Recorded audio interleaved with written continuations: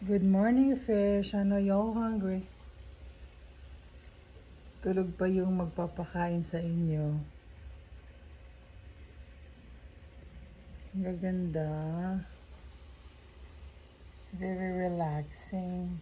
Yung pagising mo, makikita mo yung isda maliksi.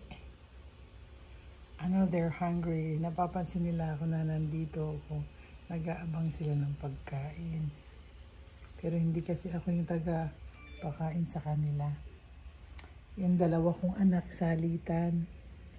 Sa umaga yung babae.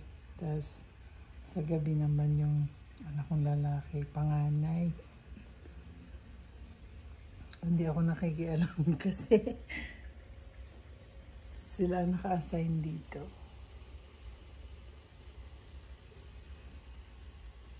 Ayan, ang dami nila.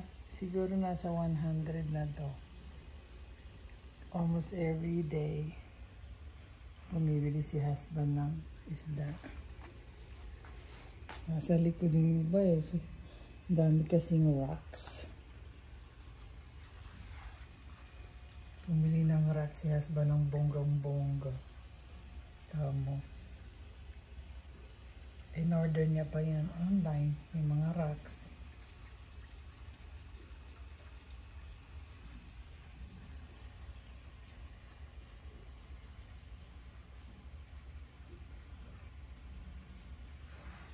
Ang sarap magkaroon ulit ng aquarium. Matagal na rin kaming wala aquarium.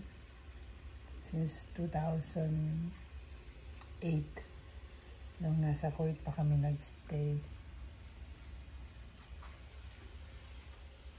And that's our for today. It's just a short film.